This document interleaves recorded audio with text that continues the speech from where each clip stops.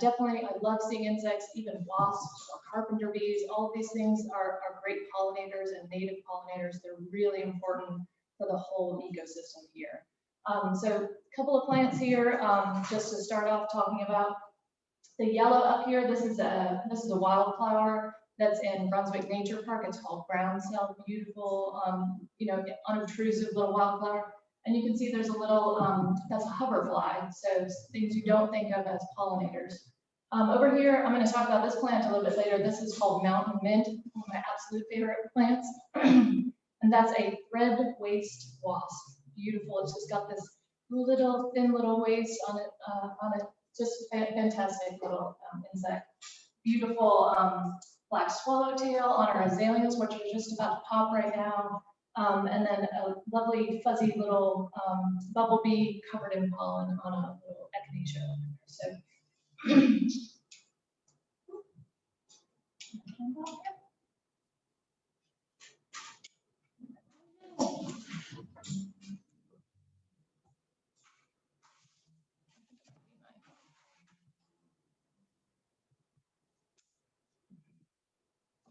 hold on one second. That's not what I want to do. There we go. Hey, technical difficulties. So before I get into it, I just want to introduce cooperative extension if you're not familiar with it. So I'm the area natural resources agent for cooperative extension. So as Christine mentioned, I do stormwater education. I help folks with erosion and water quality issues, and I'm very passionate about native habitat. North Carolina Cooperative Extension is an extension of NC and NC State universities. So these are our two land grant universities in North Carolina. And so we bring the research-based information from NC State and NC to all 100 counties of North Carolina, and also the Cherokee Reservation. So in every county, you'll find a cooperative extension office. Each one is a little different based upon the needs of that county. So we're a very urban county. So if you have plant issues or you need a soil sample, you can go to our Master Gardener Plant Clinic and they can help you out with that. We also have a family and consumer sciences program, so that's food preservation, food safety, nutrition classes and things like that. So they just finished up a med instead of meds program that was for Mediterranean diet, cool stuff like that. We have a 4-H program, so that's youth development, so that's everything from chickens, rabbit club, but also really modern things like robotics and STEM, and there's summer camps and all kinds of great things. And we're really lucky here in New Hanover County to have a horticulture therapy program. That's our ability garden program for horticulture therapy for people with disabilities. So great program. So we're located at the Arboretum here in New Hanover County. So if you haven't been there, beautiful 7-acre botanical garden, and it's worth a visit. Beautiful right now. So today we're talking about pollinators. And this is a funny cartoon, but it pretty much captures what is a pollinator. So a pollinator is any insect or animal that carries pollen from the male to the female parts of the flower for reproduction. And that usually happens while feeding and flying. So these are flowering plants that are pollinated by pollinators. So we can think of other plants that use pollen, like pine trees that are, we've noticed a lot of, those are wind pollinated. So that's a little bit different mechanism for pollination. So there's a lot of different animals or insects that do this job of pollination. So we have butterflies, moths, skippers, things that we don't think about too much, like wasps are actually great pollinators, flies. So if there are flowers that smell fetid or have a bad smell to them, those are probably fly pollinated because that's what's going to attract them to that flower. There are other beetles and other insects that do pollination. Hummingbirds, which I love to see in my garden. Bats even. Probably not too much pollination by bats here, but in the world there are bats that are very, very important for pollination. But by and large, bees are the powerhouse of pollination. And we tend to think of honeybees, when we think of pollination, because they're incredibly important for agriculture. But in the wider ecosystem, Well, I'll point out that honeybees are not native. They're actually European honeybees, so they're an imported insect. And they don't live in the wild here, or generally they don't. But here in North Carolina, we have over 500 species of native bees. Some of them are really small, or we have big bumblebees. And many of these are solitary bees, so they're not going to form colonies like a honeybee would. A lot of them are ground nesting, or they nest in pithy stems or in wood, things like that. So kind of a different bee than you're thinking of when you think of a regular honeybee. So why are pollinators? Why should we care about insects? 3/4 of our flowering plants on Earth rely on this animal-mediated pollination. So without these insects, nothing will produce a seed or fruit. They have to have this pollination. And this is important for us too. We like to eat. I like to eat fruit. I like to eat food. A third of the world's crop production relies on pollination. We do use honeybees to assist in that pollination, but our native insects do a lot of that work as well. Here in our region, we can think about blueberries as a really important crop, $57 million crop in North Carolina. And so we do use honeybees for that, but they're actually specific blueberry bees that do that job, and bumblebees are actually much more effective pollinators of blueberries. So those are very, very important pollinators for blueberries. And we can also think about insects in general are incredibly important for the whole food web. So if we like seeing birds in our yard, they need those insects to be able to raise their families as well. So that whole food web depends upon pollinators. We need pollinators to make the next generation of plants grow. Things eat those plants, things eat those insects. So that whole food web depends on these insects. They're absolutely important for us. But when we think about an urban area, we can see lots of new developments that look like this. We've got some turf, we've got some little cube-shaped shrubs, maybe some monkey grass, not a lot else. So if you are a bird or you're an insect, there's nothing here for you. There's nothing flowering. It probably takes a lot of inputs of pesticides and fertilizers to make this grass green. So there's really not much here for an insect or any other wildlife. It's the same house, and this person probably drove their neighbors crazy by putting in all these plants, but they kind of turned that whole aesthetic on its ear. And they've created a real diversity of plants. And so if you're wanting to support pollinators in your garden, that's kind of what you need to think about, having a diversity of plants, things that are blooming at different times of the year. We're going to think about putting in trees. Trees are incredibly important for pollinators. We don't think about them. We think pretty flower, but those flowering trees are going to be the first sources of pollen and nectar for bees and insects. Now, you don't need to do this to your yard. You don't need to tear it all up and throw it all out and put this in. But what you can do is you can add these native plants and add these flowers to your garden that you already have. So I want to just take a second and talk about native plants because we hear about this term a lot. But what is a native? So a native plant is a species that evolves naturally in an environment without human intervention. So nobody brought it here. So if you look in the garden here, you'll see a lot of species that, and people have done this for a long time, collected plants from elsewhere. And there are a lot of great plants that do well here. And I love camellias and Japanese maples. I have a lot of those. But those are plants that are brought here, so those are not native plants. And the native plants that grow really well here, they're adapted to our soil and climate because they've had this long time span to really be adapted to a specific environment. And it's tough here in North Carolina or coastal North Carolina. We've got heat, we've got humidity, we've got hurricanes, we've got rain, we've got drought, it's tough. So these plants are going to be better adapted to live here. And for some of these species that live here, these insects, they form these really interdependent relationships. Milkweed and monarchs is a great example of that. Monarchs cannot complete their life cycle without milkweed species, which is this Asclepias species. So those relationships are absolutely solid. No milkweed, we won't see any monarchs anymore.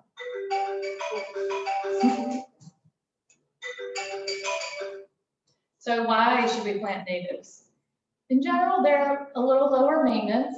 Like I said, they're adapted to our local conditions.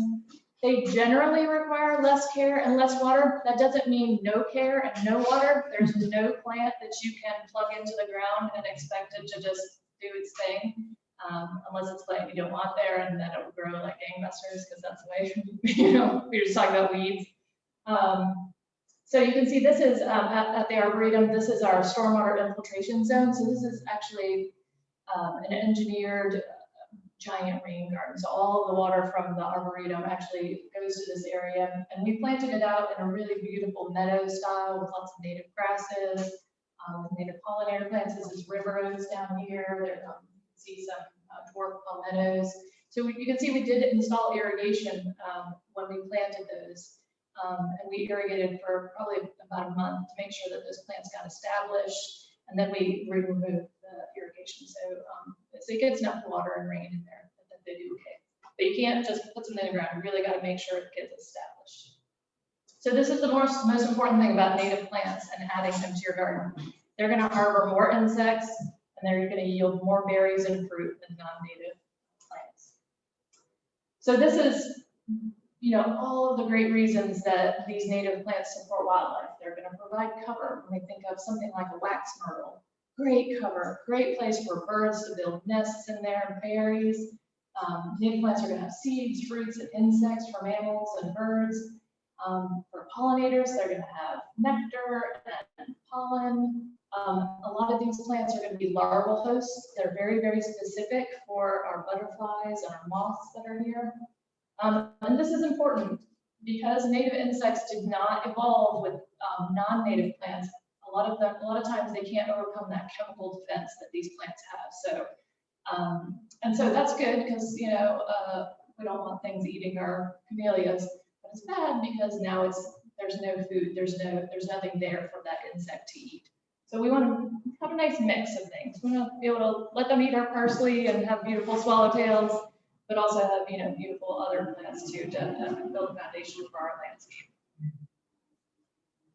So I mentioned native trees. So this is a tree that's blooming right now. The red buds are blooming so beautiful in the spring. Just these beautiful purple flowers. There's a couple of great native trees that are blooming right now. Carolina cherry laurel is blooming right now. That's almost like birds love the fruit of those. So sometimes you'll see them growing up in hedgerows, or you'll see them growing everywhere. But I don't have a picture of that. But the redbud, so any place you want to have a flowering plant, so if you're thinking about planting a crepe myrtle, this might be a better choice for you because it's small, it's compact, beautiful spring bloom. And then this is my favorite cultivar. It's called Rising Sun. And you can see when the leaves come out in the spring, the first leaves come out like an apricot color, and then like a golden, and then chartreuse, and then eventually they all turn darker green, but it has this little ombre effect. And it's just a stunning tree. And then little heart-shaped leaves. Oh, can't get a better tree than that. Here's a cool thing about redbuds. If anybody has a redbud, you may have noticed these little half-moon cutouts on the leaves. Sometimes they actually do this to petunias as well. So if you ever grow petunias and you see little half-moon cutouts, this is the work of a leaf cutter bee. So this is a native bee, and this is a cavity nester. So a lot of these will bore into old dead wood.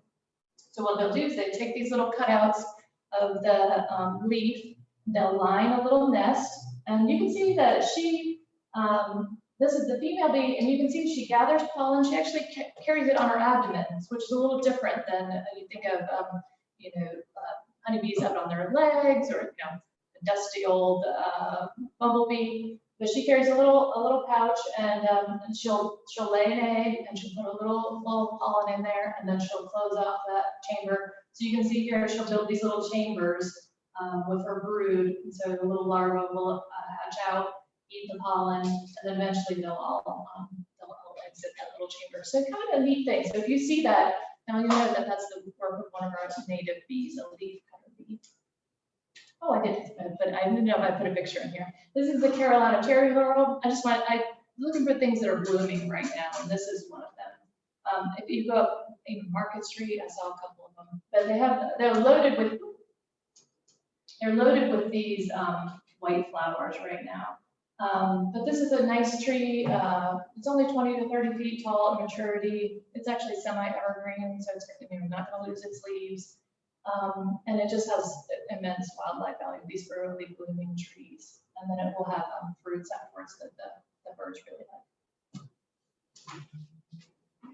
So the cool thing about Carolina cherry laurel, and I mentioned that a lot of these native trees are host plants for butterflies and moths. Carolina cherry laurel is the host plant for the eastern tiger swallowtail. So if anybody's seen this yellow favorite, huge butterfly. This needs these tree hosts to be able to lay their eggs, and the caterpillars will eat the leaves. So they have a couple of different native trees, tulip poplars they use, and then sweet bay magnolia, which is another one of my favorite trees too. This is smaller than our regular southern magnolia, another great tree for our region. By the way, I'll put in a plug for southern magnolias, one of the hardiest wind-resistant trees we have in this region. Name a time when you've seen a southern magnolia down in a hurricane. They're very strong. So sweet bay magnolia is a great tree, and these are all host plants for this eastern tiger swallowtail. So now I'm going to shift gears and talk about, you guys ready to get jazzed up about spring, put some new plants in? I'm going to switch gears and talk about perennials that you can add to your garden, because this is what I like. And I keep working on a perennial garden, and I add plants and I subtract them, and this one works and this one doesn't. So don't be afraid to try things and see what works in your garden. This is one of my absolute favorite plants, and Mari and I were talking about weeds or aggressive plants. This can be an aggressive plant. This is called mountain mint. It grows about 2 to 3 feet tall. The cool thing is and it does have a mint smell too. So if you crush it, it smells like mint. I think people do use it for teas and things like that. But when it comes to the flowers are somewhat unobtrusive. They're sort of a green flower with little white florets. But the neat thing is that they have these silvery white downy leaves around the florets. And they're called bracts, but they really frame that flower. And it is an absolute insect magnet. I always try to get a picture of as many insects in one picture frame as I can. I always fail miserably. I take videos, I can't do it. But you can see in this picture, here's a carpenter bee. There's a little wasp right there. Picture quality isn't great, but there's a metallic sweat bee right there. It's a little green metallic bee. Those are so beautiful to see. There's another little wasp right here. But I will see an immense diversity of pollinators on this plant when it's blooming. It's long blooming. It's actually got great rhizomes, so it can help with erosion. So if you have a wet spot where it's eroding, this might be a good plant for that. It does like stream banks and ditch banks and things like that. Like I said, it can spread aggressively because of those rhizomes, but the good news is it's easy to pull up. So not like something like English ivy that's going to be terrible. This actually pulls up pretty easy, and then you can give it away to your neighbor.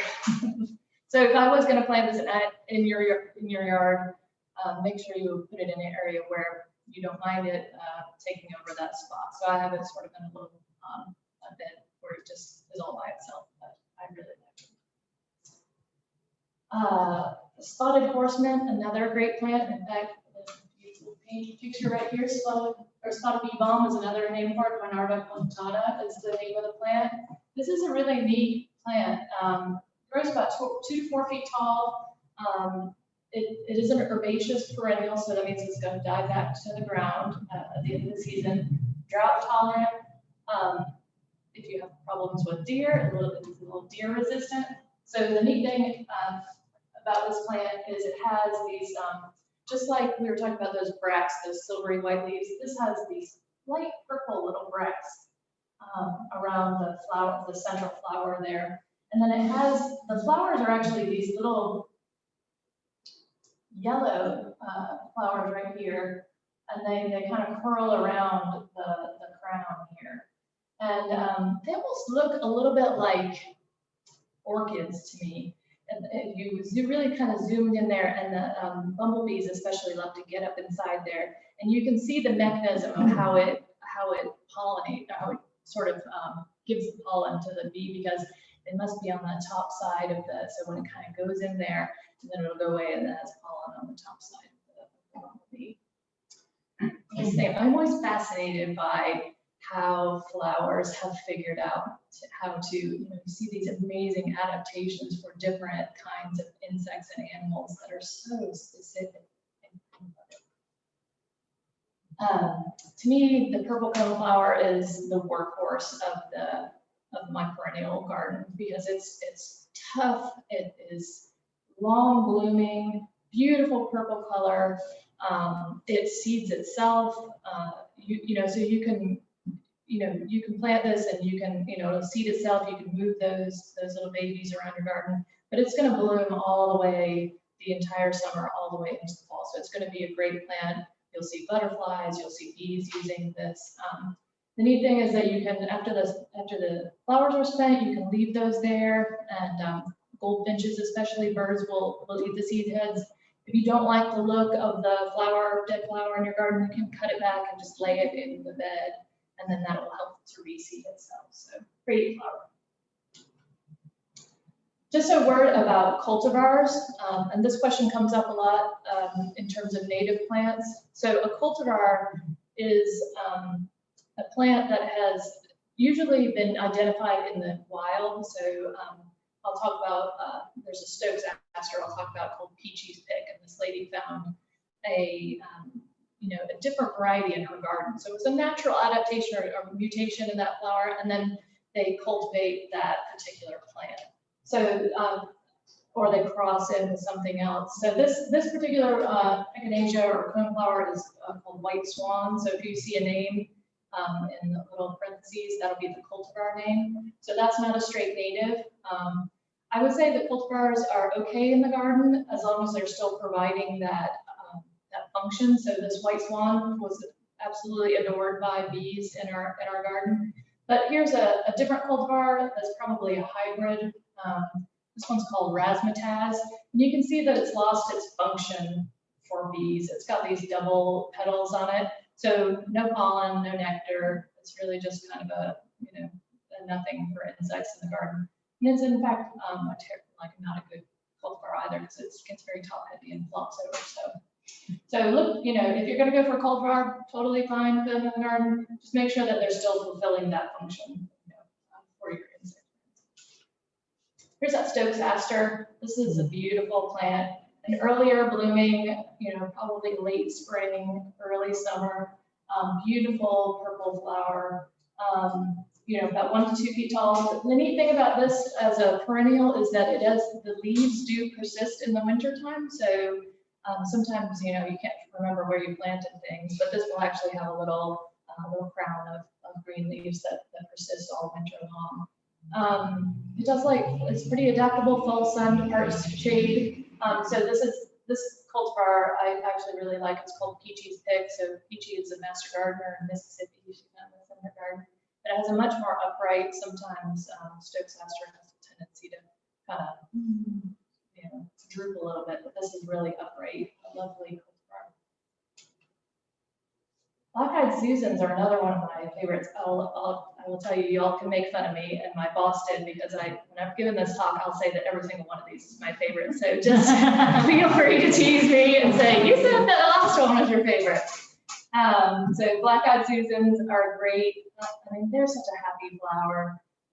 Beautiful. There's a lot of different varieties. The neat thing about this is they're going to bloom long blooming, summer all the way through fall.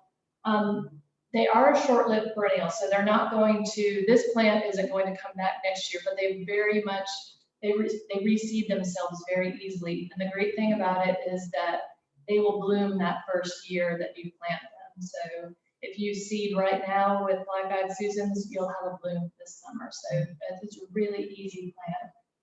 And they're often visited by these little tiny bees that I just love. You can see them collecting pollen on their legs right there. So just a nice plant.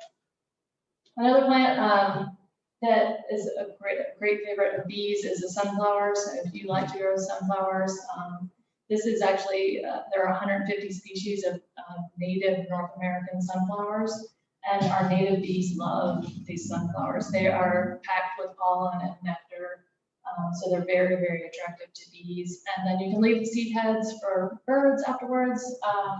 I like to cut them off and I kind of stick them on the fence for the rest of the season for birds.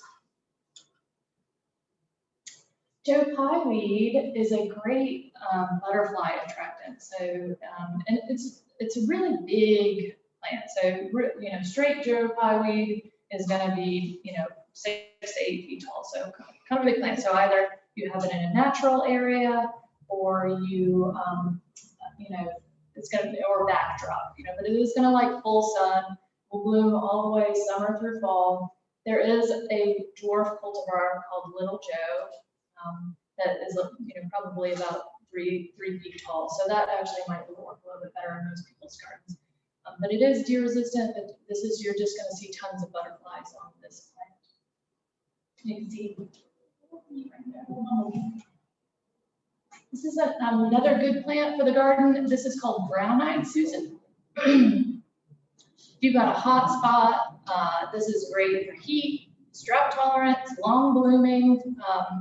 It is going to be another one of those short-lived perennials, so it might last 1 or 2 years, but it does reseed in the garden quite easily. And it has, the flowers are probably about $50 size or so. So a lot smaller of a flower, but they're more numerous. So it really makes a nice impact, a nice show in the garden. And it does make a good cut flower. I love to bring flowers. Does anybody like to bring flowers in the house? I love to bring flowers. I like to, so that's why I love to have the echinacea and the sun, my black-eyed Susan, so you can make beautiful bouquets out of a lot of these and bring them in the house. This is another great pollinator plant. So this is blue mist flower.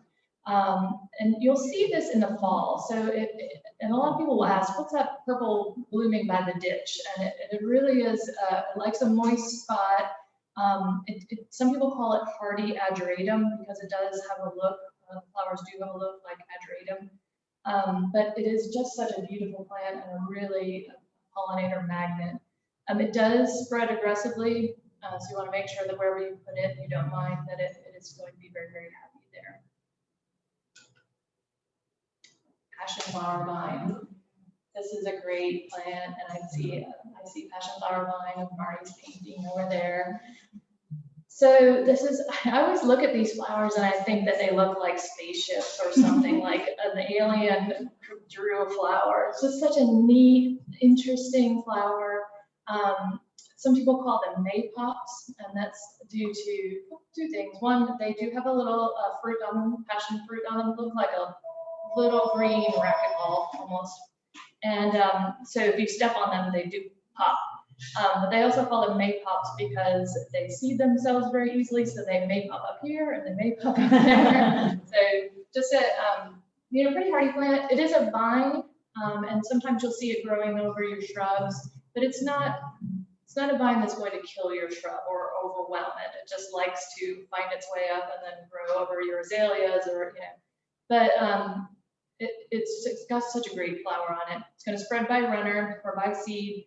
And the most important thing about this is that it is the host plant for the Gulf fritillary butterfly.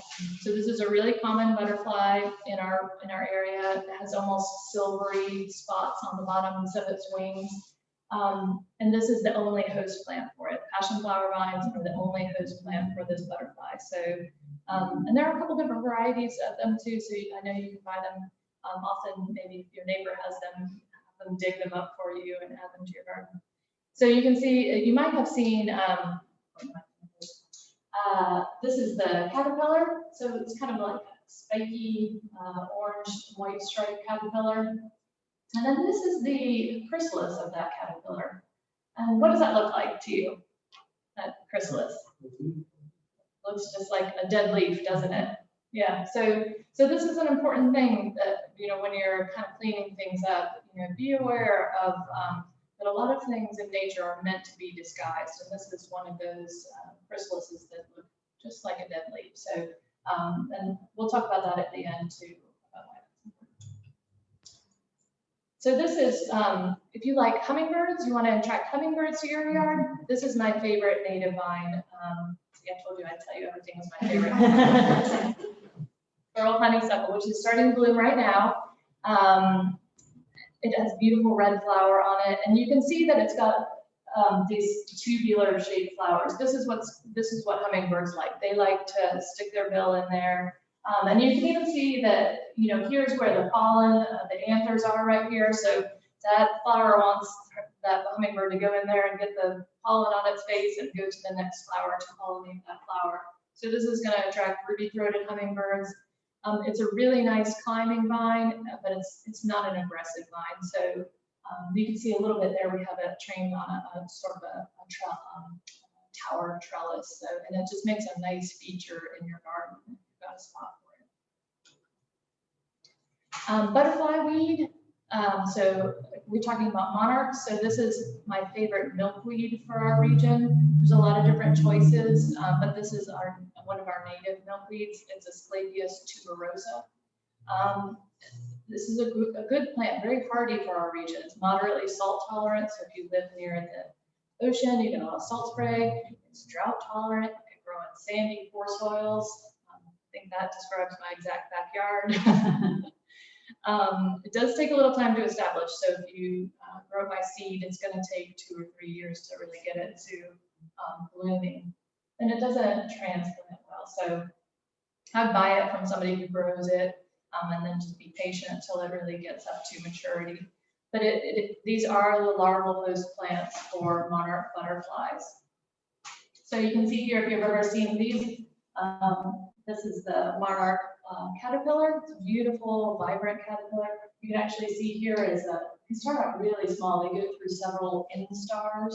So they'll grow, and then they'll shed their skin, and they'll grow, and shed their skin. So it's neat to plant this and then be able to watch that life cycle progress. This is the chrysalis over here. So just a beautiful, beautiful butterfly to have in the garden.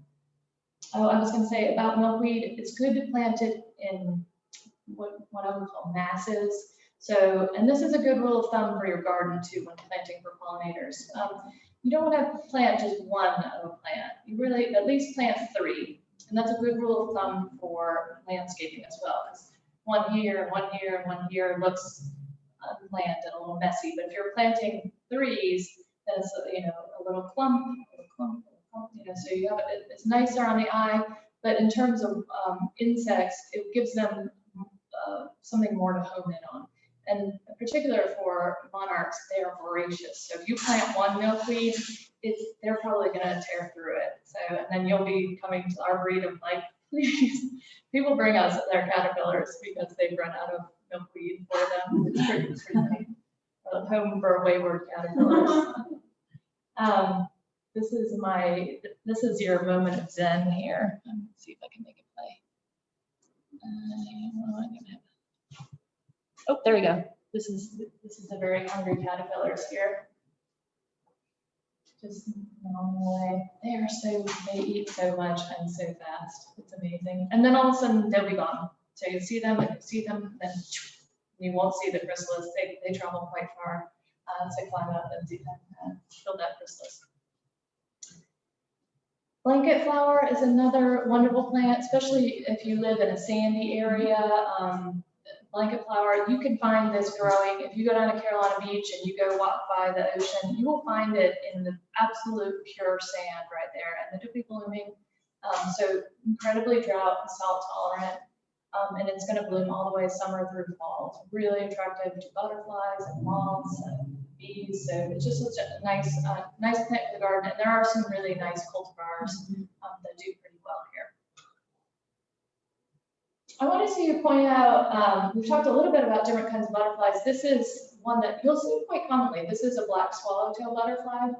And the host plant for these butterflies is going to be plants from the carrot family. So that's Apiaceae. So you'll see it on your parsley. You'll see it on your bronze fennel. It's always heartbreaking at Arboretum to have somebody come in and say, something was eating my parsley, so I squashed all of them. And oh my God, those are black swallowtail caterpillars, and so you know, if I plant parsley, I plant extra parsley for them. So there is a native host plant for them in the APACA. It's called Golden Alexander. So this plant is called Zizia. This, like I said, it's in that family APACA.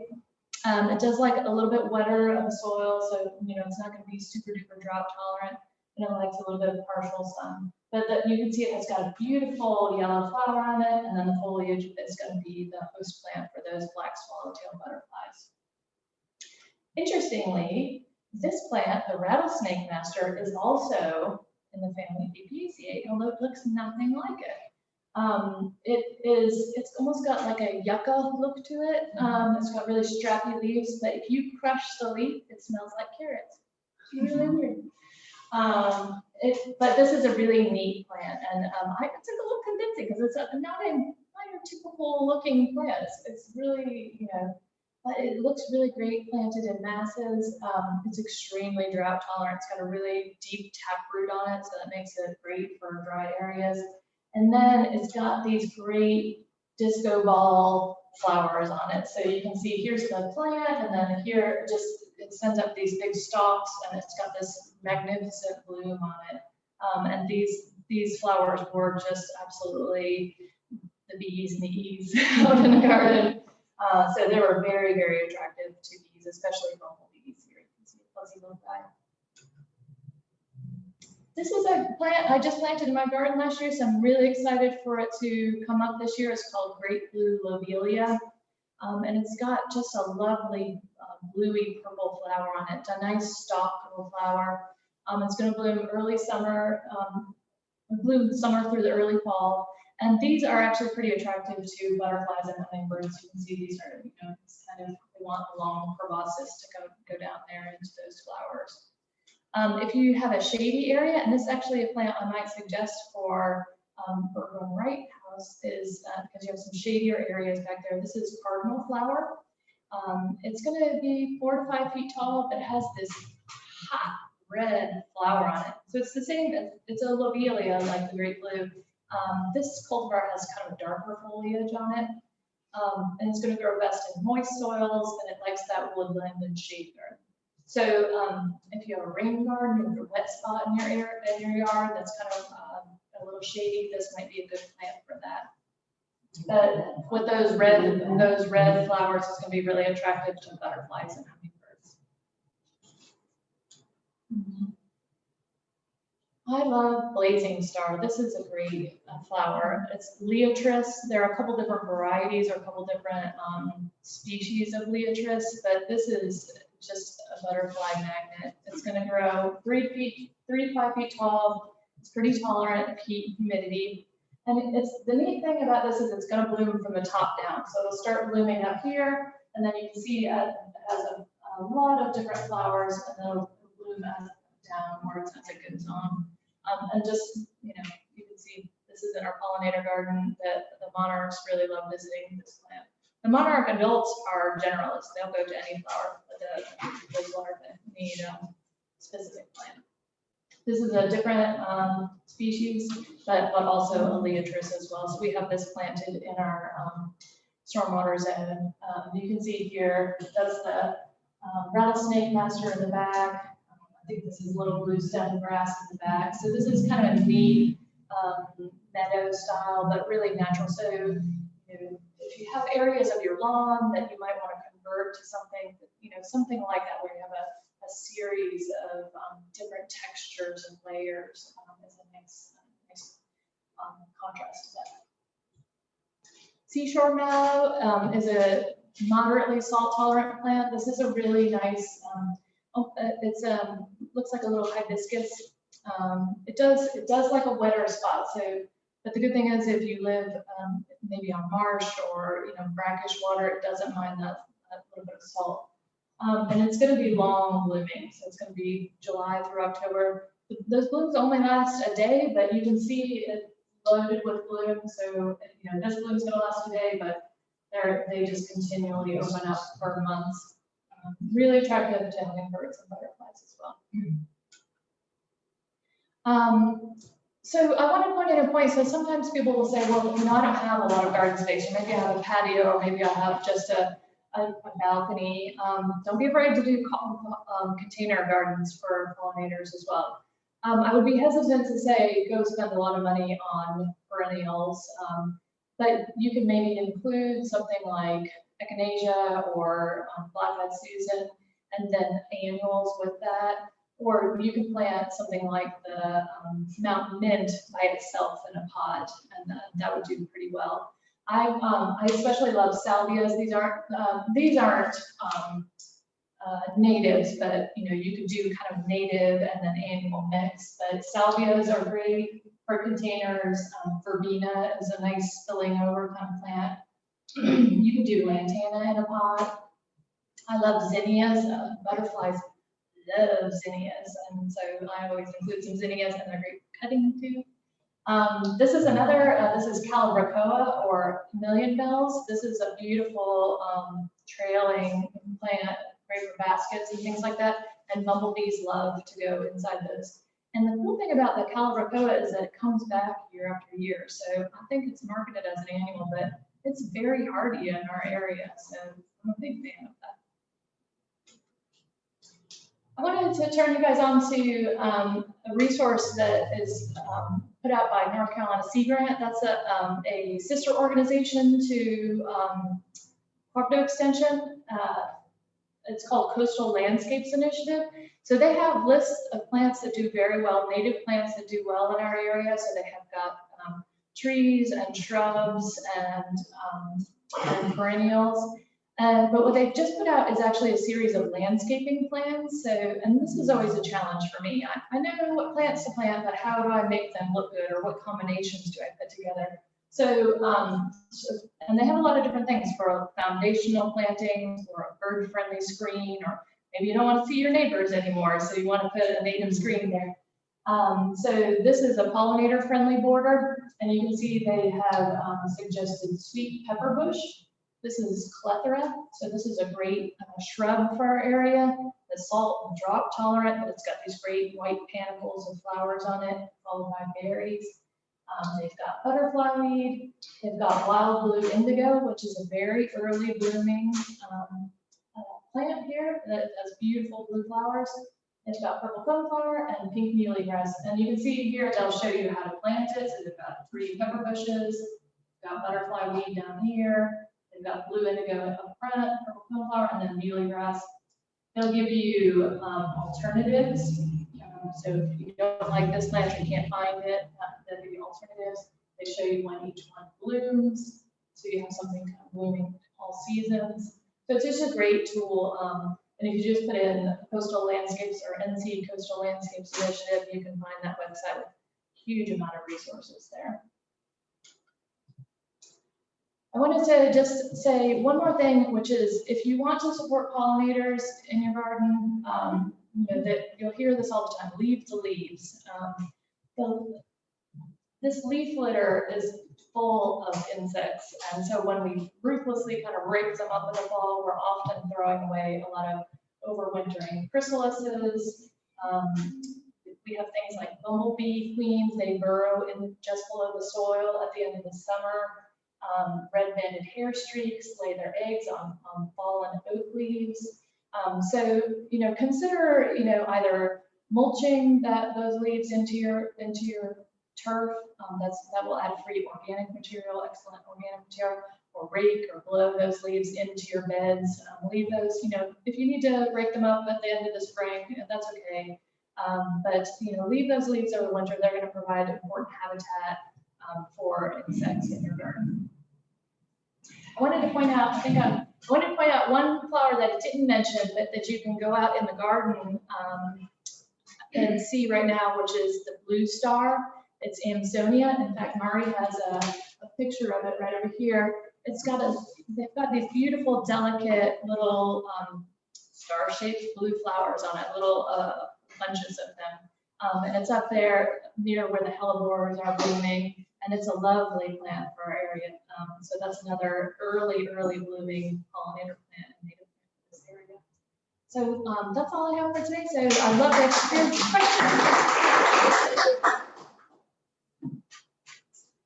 Yes, Mari. Amy, do you have any source recommendations? I drive around to all the nurseries looking for stuff and I call them, but it's pretty hard to find some of the native plants. It sure is, and that's always a question that I get. Shelton Herb Farm is a great resource for our area. That's out in Brunswick County, so a bit of a drive, but she is stocking more and more native plants because the demand is growing. Another place that you can get natives is at Wild Burden Garden. They have a place or a business called Going Native, so they have pop-up native plant sales, and she's got a nice variety. Were you going to suggest a place? No, I've heard of that. Oh, yeah. Yeah, so that's a good place. There are varying levels of success at other places. So, you know, you could go to Transplant a Garden, they might or might not have natives, or they'll have some. But some of these are going to be harder to find. And then one of the reasons for that is, you know, something like spotted bee balm is not a plant that nurseries want to grow because it's kind of a hairy, messy plant. So it's not something you can present easily that looks good when you bring it to market. So these are harder. So it's almost, right now all we have is boutique places that sell them. Tender Pines is stocking more natives, so that's a possibility. And then if you're looking for shrubs, 5 oaks or Tinga might have some as well. So I'm hoping that the more that we demand these plants, the more that the market will respond for them. But check out Meg Shelton's place. Definitely will have to spend too much money, like me. I have a question online. Do you recommend tall grasses for the gardens? Absolutely. Okay.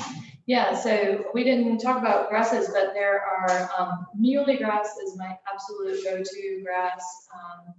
Because it just has such a beautiful texture to it, and it has a lovely bloom in the fall. There's the purple blooming one, or you can also, there's one called White Cloud, a cultivar called White Cloud that I didn't think that I would like it because the purple is so lovely, but it is stunning. So that's a great plant to provide texture. Switchgrass is another beautiful grass for the garden. Northwind is a great cultivar for that. I would also, river oats is beautiful, or little blue stem. Any of those grasses, especially planted in masses, are just wonderful for the garden to provide that texture, a little rustle in the wind. So just wonderful, absolutely. Yes. Do you recommend an online nursery where we can get some of the seeds for the natives if you can't buy them locally? Yes, so we do buy seeds, and we will grow things. Prairie Moon is a place that we buy seeds from pretty regularly. They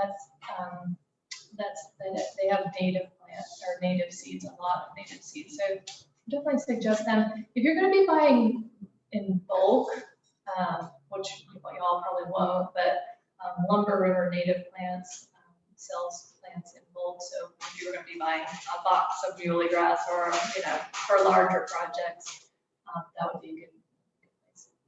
I have another question. Is there some validity to growing clover lawns?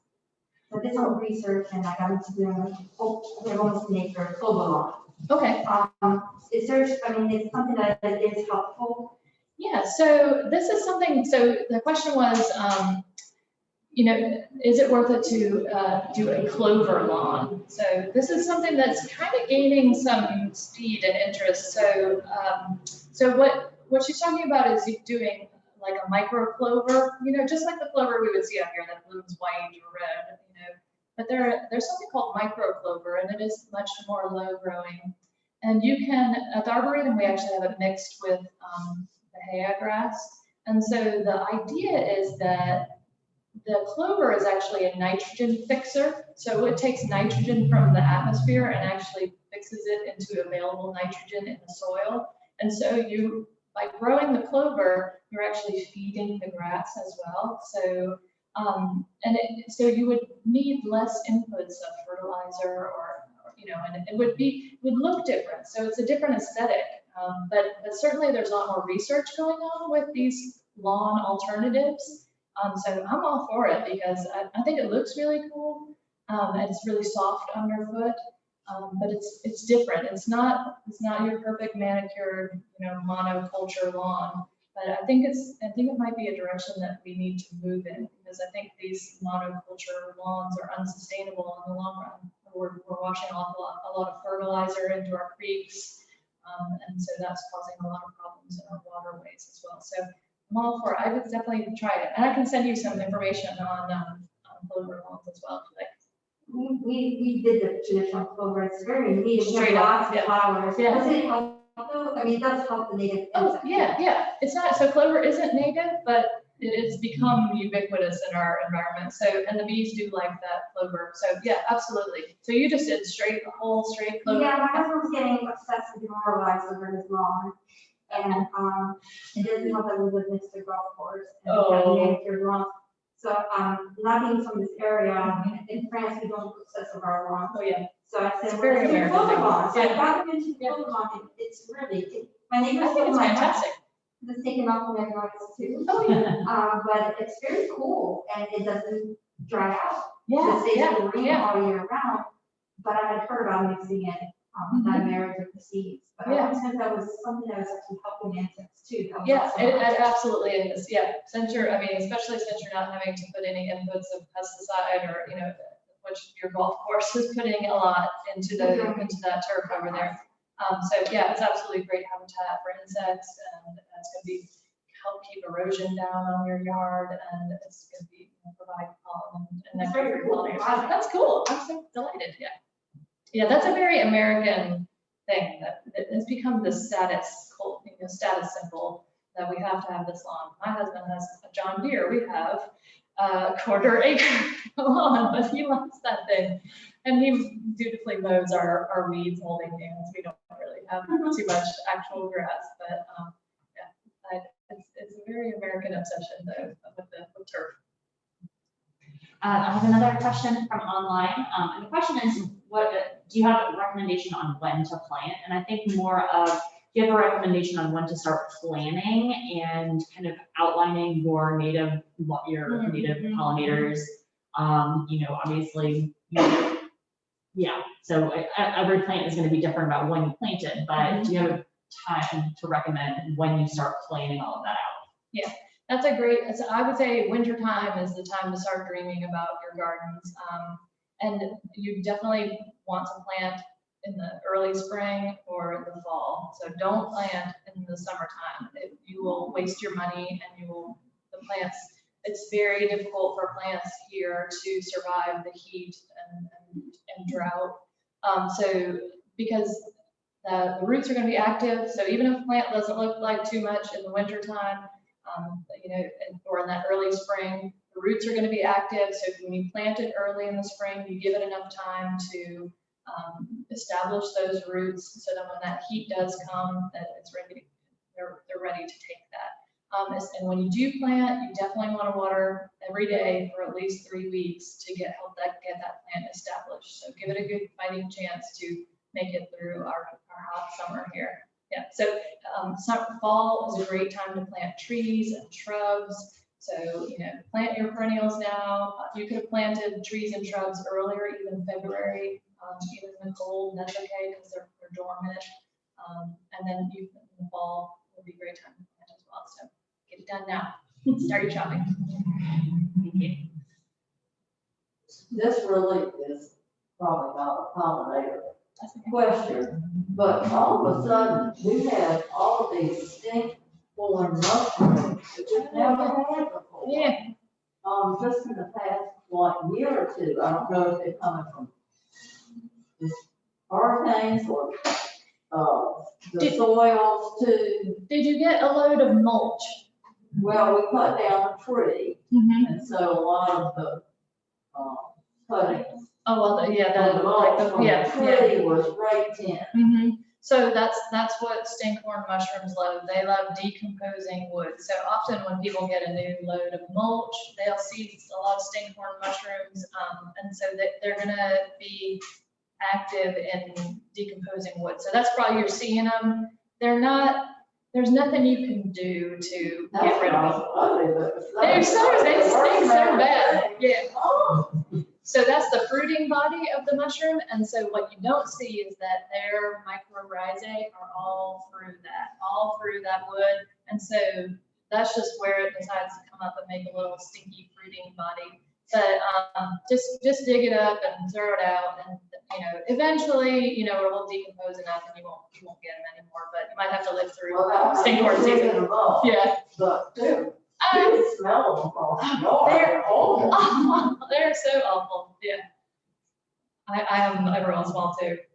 We planted some salvia last spring, well, at Burgwin-Wright house, Mm-hmm. and it's pretty much all the same area. Some did beautifully, some of the salvia looked like it was starting to rot, was coming from the lower leaves. Would that have anything to do with maybe decomposing mulch or too much moisture in some areas? It could be, it would be worth it to do a soil test in the area to check your soil, but you might have something called nematodes. And so when you have, there are beneficial nematodes, and then there's a root rot nematode. And so if you have one that's looking very bad and you want to remove it, what you can look for is on the roots, you'll see almost like knots. They're like little 40 knots, and so that's a nematode. It gets into the roots and it will eventually kill the plant. It just stops it from being able to take up nutrients, and so that might be a problem that is with your soil, is what I would guess. If it's a nutrient issue, you could do, take a soil test of the area and see if you're lacking in some kind of nutrient that might be in the area. But those would be my two guesses without looking at it. We had these little, they were like little point worms, In the soil or on the plant? but eating around the bottom, in the bottom of the plant, at the base of the plant. Well, so I'll suggest take a picture, and I'll give you the email address for the plant clinic at the Arboretum, and they can, if you send good pictures, they can help you diagnose it and then what you need to do to take care of it. If it does turn out to be nematodes, is there anything you can do to that area to? Unfortunately, no. That's the bummer thing about That's a nematodes. nematode. Yeah, but yeah, we have nematodes in our vegetable garden boxes at the Arboretum, and it's very difficult to get rid of them once you have them. So you can just plant plants that are more resistant to nematodes. We're not bothered by them. Thank you. Good questions. You guys ready to go planting Yeah. on this beautiful day? Thank you. Thank you. Thank you so much.